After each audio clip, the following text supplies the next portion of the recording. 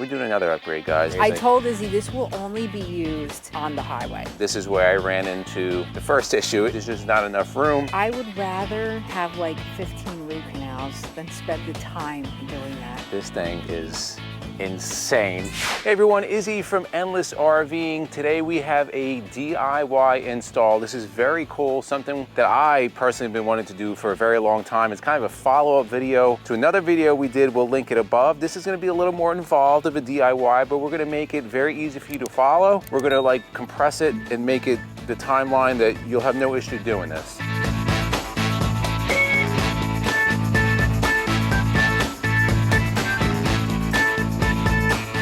So if you watched the video we did a couple of weeks ago, we upgraded the stock horn on Nelly. We put a louder 12-volt horn on there, electric horn, no compressor, no per se air horn. However, we got a lot of views on that video. A lot of people commented that they liked the horn, but they also, there's no comparison to an air horn. And they're right, we said that in that video. In this video, we're doing another upgrade, guys. This upgrade is really the inspiration is the videos that I watched that we talked about in the last video. There's a company called Horn Blasters. They're out of Tampa, Florida, and they supply train horns that you can put on your vehicles, whether that's on your regular pickup, your car, your motorhome, which is what we're going to be doing today. They're a blast, guys. We picked up a train horn set. We're going to be putting it on Nelly. Just a disclaimer, MJ wants nothing to do with this. She actually has to work today. So this is going to be a single person, first party view, and I'm going to be installing this and taking you along as I do it, right? I read the instructions. Seems pretty straightforward. We'll go through it step by step, and hopefully by the end of it, you'll know, number one, how it sounds and how it was installed. So before we get started, I just kind of want to show you what the kit is. We got a little bit of a smaller kit, but it's still a 3-horn kit. Gives about a 4 to 5 second blast if you stay on the horn, but it is quite loud from what we've heard online. So here's the kit, guys. It's comprised of a 2-gallon tank. You have the air compressor attached on top. Now, what's really nice about this kit is that this is weatherproof, and that's kind of important depending on where you're going to install your compressor. If it's going to be exposed to the elements, you want something that's weatherproof. If it's going to be installed in one of the bays, you don't need that, but we don't want to take up the room in the bays. We're actually going to utilize the location of the stock battery tray, because you remember we upgraded to lithium batteries. We'll link that video above, but the battery tray is not, it's empty, so we're not utilizing it. It's a perfect location for this compressor. And the second part of the parts that come with this air horn is the actual horn itself. And it comes all in one big box, but essentially in here you have the horn that's down on the bottom here, and then all the wiring, instructions, everything else. Now there's 2 main things you have to think about here. There's 2 areas to power. You have to power the compressor, and then you have to power the switch that has the control valve on the horn to let the air through to the horn. It doesn't seem overly complicated. The hardest thing is really going to be finding a place to mount the horn as well as running wiring. Think I have an idea, but when you do things, you kind of always run into issues, and we're going to take you along on that. So a few other things that you're going to need potentially. I don't know exactly what I'm going to need, but I'm just forecasting what I'll need. I have, of course, latex gloves. I have screwdrivers, zip ties, inline fuse, blade, electrical tape. You have more inline fuses there. This is actually a tap a circuit for the switch. Drill bits to drill out holes. I have some touch-up paint here with some dabbers. That's just to make marks so I can make my pilot holes when I go to mount things. Extra wiring, and also the kit comes with a bunch of wiring. This is just some extra, some connections, wire cutters, a light, of course, drill. And then these guys here are Klein, both the stripping tool and the crimping tool, super popular. We'll put links to everything that we show on here down below, but I know the last video we did, a bunch of people bought those Klein tools, and rightfully so. They're absolutely awesome. And then we're gonna have just a socket set. These are some bits if I have to put screws in or whatever. I also have some self-tapping screws, some other things that I may or may not use, wrenches, whatever. I don't know what's gonna come out of this, but I have all the tools that are going to be needed. So the first thing you want to do, safety, of course. You want to have eyewear, which I have on my head, some protective eyewear before I go underneath. The next thing, I'm going to raise Nelly as high as possible so I have enough clearance underneath. I'm going to make sure she's in park, emergency brake on a level service, which she is. And then we want to kind of map out where we're going to install these things. Now, I've been doing this over a couple of days as far as mapping out. Regarding the switch, let's take you inside. You need a switch that's going to trigger that unit to let air through. So here's where I want to mount the switch. It's going to be somewhere over here in the control center on the driver's side. I don't know if I'm going to put it here, maybe here, maybe here. I'm not sure. I also have to figure out how to run wiring through outside to get it in here. I'm sure once I take this off over here, I will have a good idea, because that's where the liquid spring control was run. So if I follow that, I know that goes to the exterior of the RV. That'll probably be a good location to run the wiring for the switch. Also, I'm going to have to tap into a 12-volt circuit that only runs when the ignition is on. So for that, I'm using, there's actually a bunch of fuses down over right by the driver's foot. I'm going to be tapping into the F9 fuse. That's for the overhead fans. That only works when the ignition's on. I want to tap into that for the compressor, because I don't want the compressor running all the time. It'll kill the battery. It will only run when the ignition's on. Now, regarding where I want to install the compressor, like I told you earlier, we're going to use the old battery tray, which is right here, and it fits perfectly on here. I'll drill out some holes to bolt it down, which should be no issue. Why this is also a good location, and I'm hoping this works, is that right next to it, we have the generator, and we have a 12-volt source to power that compressor. The other option, if this doesn't work, which I'm pretty sure it's going to work, is to have to run wiring over through the middle of the motorhome and then onto the passenger side where we have our battery bank of our battle-worn batteries. I'm trying to avoid that, not because it's difficult, it's just a little time consuming, having to run cabling and hide it. It's a little annoying. So if I can tap there, that's going to be perfect. Finally, we're underneath the motorhome. We have to find a place to mount the horn, the air horn. There's actually 3 of them, but they're fused together and they're bolt right on. So I think where I'm going to put it, we're kind of right up front here where the old stock horn was, which was right over on this side. I think there's plenty of room right here. If I can tap 3 holes right here, shoot the horns down, I think I should have enough room. And then I'm kind of looking over here, you know, where I can get into the cabin, probably somewhere up around here. I kind of have to figure out, trace the liquid spring wiring, see where that went in, but I'm thinking right here should be sufficient room. I'll have to kind of measure it out, put the horn out, and make sure that it fits. We'll have it shooting downward, but it's right to the front of the motorhome. A couple other things I failed to mention that you probably should have if you're going to do this. A multimeter, always a good idea if you want to test. If you need to fish line, something like this, they have the fiberglass holes that you can fish line if I have to push it across certain tight places. And then some wiring loom, which I have. I have a bunch of extra laying around the house. You may or may not want, it depends how neat you want to be on this. So let's get right into this, guys. We have to figure out a place to mount that air horn. I'm going to go try to find a good spot. Okay, so the first thing we're going to do once we have everything kind of figured out where we're gonna run wires, whatever, we have to find a place to mount the horns. And this is where I ran into the first issue. I can't mount it where I originally wanted to mount it. There's just not enough room. So they're not gonna be shooting down. They're gonna be mounted along a beam right across the front of Nelly, very close to where the stock horn was, but they're going to be shooting backwards. Not really a big deal, guys. This is an extremely loud horn. Quite a lot of installs. I know on pickup trucks, they have them shooting backwards anyway. Doesn't really make a difference. It's going to be toward the front of the RV, still going to be very effective. So I marked out some marks where I could put the pilot holes, just use a little bit of white touch-up paint. Right now, I can't put the 3 bolts in the way they're set up on the plate coming from the factory. I'm going to bolt it in with 2, drill out a 3rd hole to put a 3rd bolt in, just kind of going across, because the bolt pattern that comes again from the factory, there's just no way to fit it anyway. It's just too tight up front. I could put it toward the back, but then I have to run a lot more wiring. It's just 37 feet, and it's just gonna kind of kill the effect. So we got those holes drilled out. A couple of things. I did drill out that 3rd hole because I think it's necessary. So I'm going to mount those horns. Prior to me mounting them, I brought it inside. It's a little bit cold out. It's supposed to go up in the 50s, but right now it's 38. I'm going to put the air hose in, which would be right here. It's a 1/2-inch air hose. Couple of things. You want to make sure you make a nice clean cut and that the end of the hose kind of looks something like this,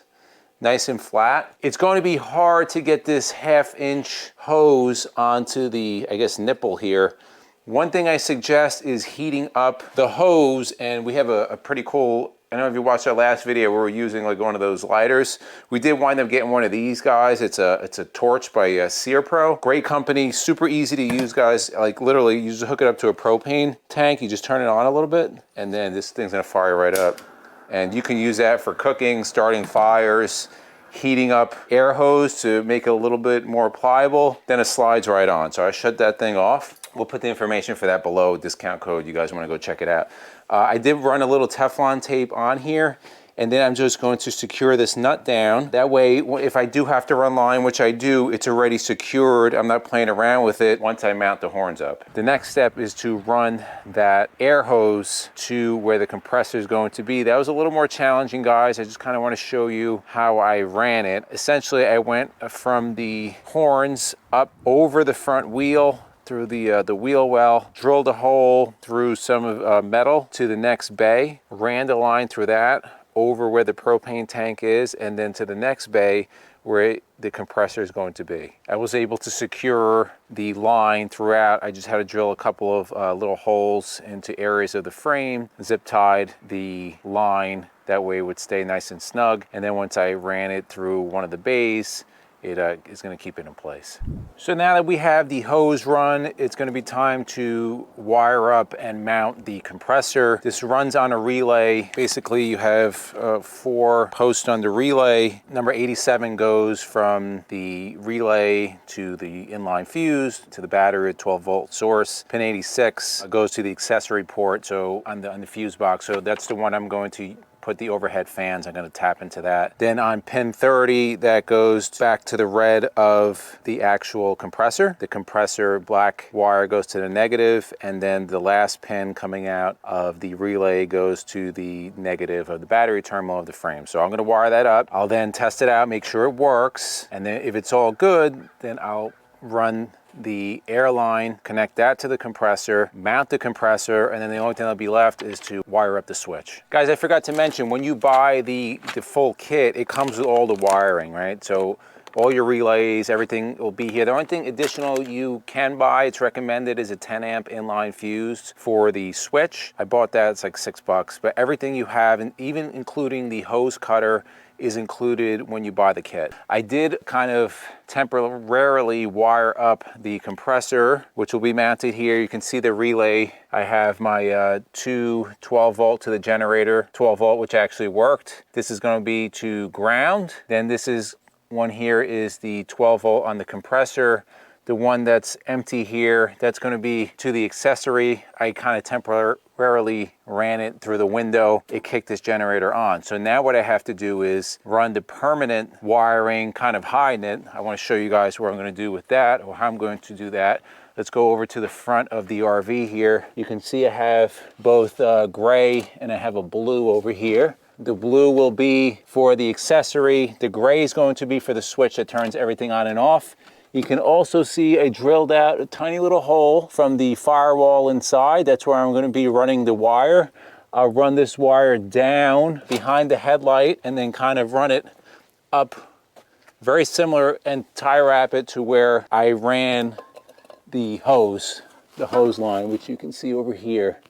So that's going to take me a little bit of time. Again, I'm kind of want to be meticulous about this. Once I run everything, I test it. If it's running well, then I'll bolt down the compressor, tidy everything up, and we should be done. We've been out here now, or I've been out here now since 8:30. It's 1:30, but I did take a lunch break, and it is a lot warmer now. All right, we're back. This is actually the second day. Worked about 6 hours yesterday. We had dinner plans, so called it quits, but got almost everything done with just some finishing touches today, some tidying up, but let's show you the progress. So where we left it off, I was running the gray and blue wire. Remember, the gray wire is the power that's going to the 12-volt on the generator. The blue wire is the one that is going from the relay to the 12-volt accessory for the overhead fans, so that way the compressor can kick on when I turn on the ignition. Here is, you can see the lines. Like I told you yesterday, I'm going to run them right along where I ran the hose. You can see the hose kind of terminates here, the air hose, and then the lines continue. This will be the final connection that we do today on that air hose. And again, this will all be tidied up. So you see the blue is going over to the relay that's up there. The relay's been mounted, and I showed that diagram before. And then you have the gray wire, which is going to the switch. Kind of follow it through here. You see it coming through. It's inline fused with this 10 amp inline fuse to the positive on the 12 volt, and then this thicker one, that is the one, that's the main, that the 30 amp one, that'll be powering the compressor. That's going to the relay, as I showed you in the diagrams. I did that a little bit earlier. So that's wired up. Now let's show you what it looks like under the hood, because remember, you have to also wire a 12 volt to the switch from the horns, and then that switch on the other side is going to have the gray wire for the 12 volt, because the switch just kind of acts as an open and shut for the release valve on the horns. So let's show you what's going on under the hood here. Again, this is all going to be tidied up, but you see the hole that I made up there. You have the gray and blue, which I just showed you, running through the chassis. Then that red, that's the one, if you can see, I kind of ran it down, kind of comes down. Let's take you underneath and show you where it goes underneath. Here's the horn. So you have your two wires coming out of the valve here. This opens and closes, allows the air to go in and out. This is what the switch is controlling. So when I push the switch, it allows the air to flow through.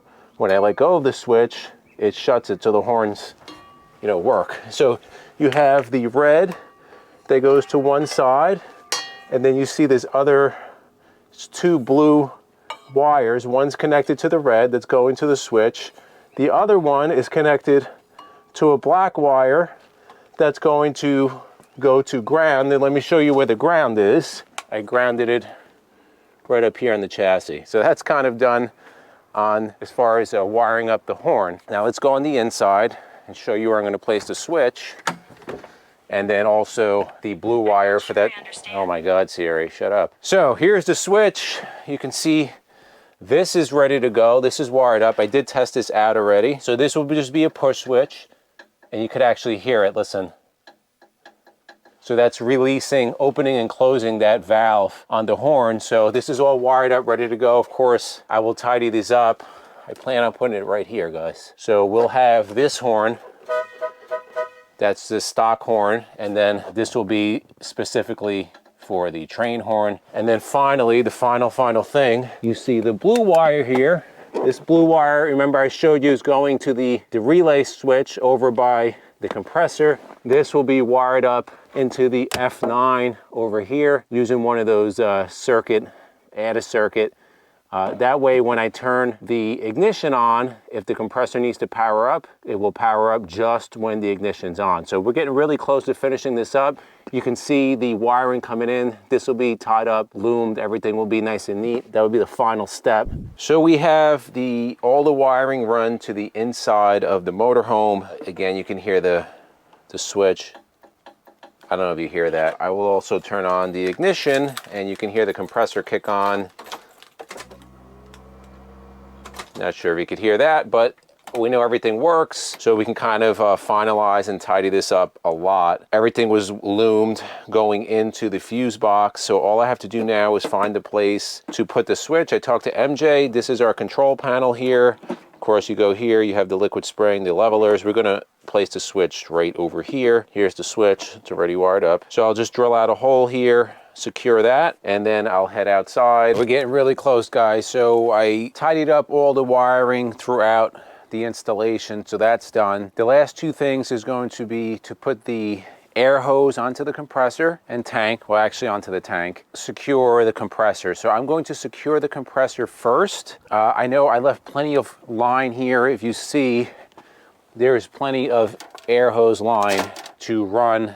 I'll probably keep an extra amount because this is going to slide, back and forth. But you can see I left some room for the wiring too, so it can move back and forth. 4 bolts, they fit perfectly. Also, just an FYI, the way this comes, you have to put these little rubber stoppers with the metal sleeve on the inside, and then it has a bolt with a washer and a locking nut. And then you can see here I marked out, I already drilled out 2 holes, and then you have some white spots here.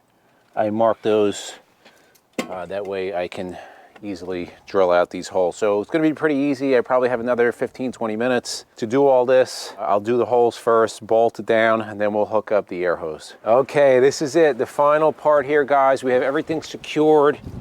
This is not going anywhere. So the final part is going to be securing the hose right here. Now, this is a 1/2 inch hose. It's very cold out right now. This is stiff. So I'm going to do is again, I'm going to use the Sierra Pro over here just to kind of heat up the end of that, make it a little more pliable. Secure that onto here. Reminder again, you want to put some Teflon tape right over here.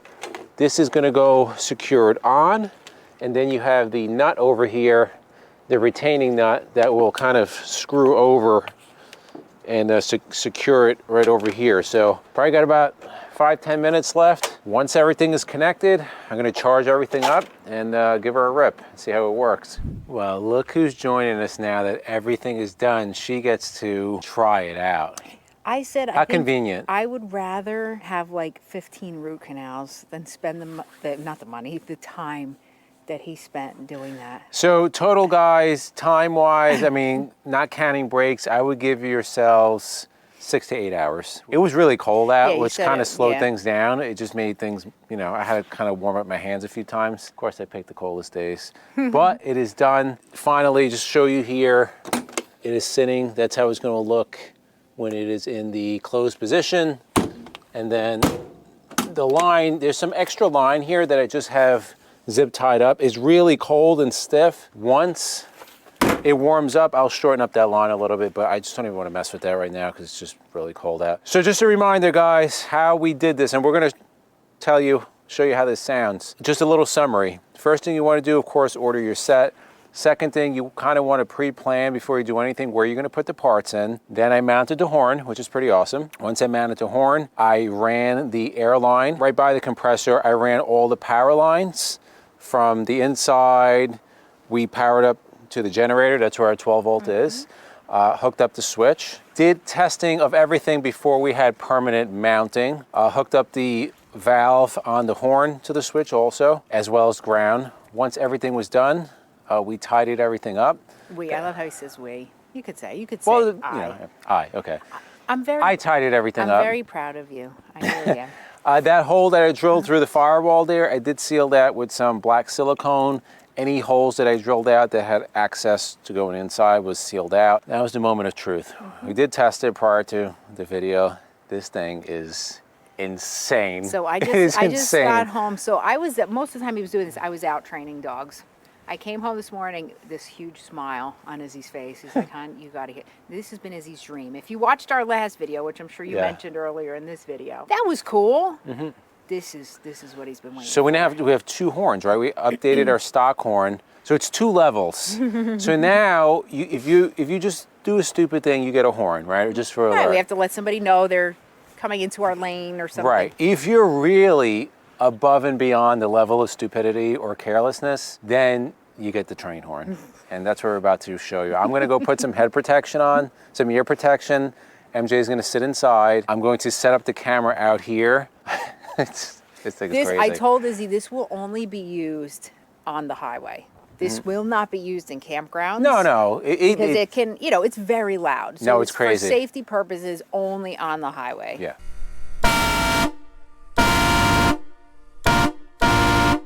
So we are complete. I hope you enjoyed that. I hope I did a good job in kind of consolidating an 8-hour install to, I don't know, 15 minutes or so. You did great. I'm sure you didn't want to see me do this for 8 hours. No. We will put the links to everything, including this horn, in the description below. You can get it on Amazon. Also, the tools that we use, those Klein tools are absolutely amazing. If you're doing any kind of job with electrical, especially 12-volt electrical, it's a must-have. It makes our life so much easier. In the comments below, let us know what you think. What do you think? We have the other video linked with the upgrade, the simple upgrade.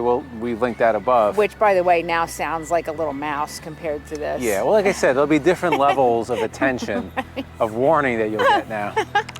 So put in the comments below, what do you think about it? To the left of us, if you like videos like this, we'll put our RV DIY playlist, our RV newbie playlist, and for myself and MJ, it's a journey of a lifetime, and we'll see you on the road.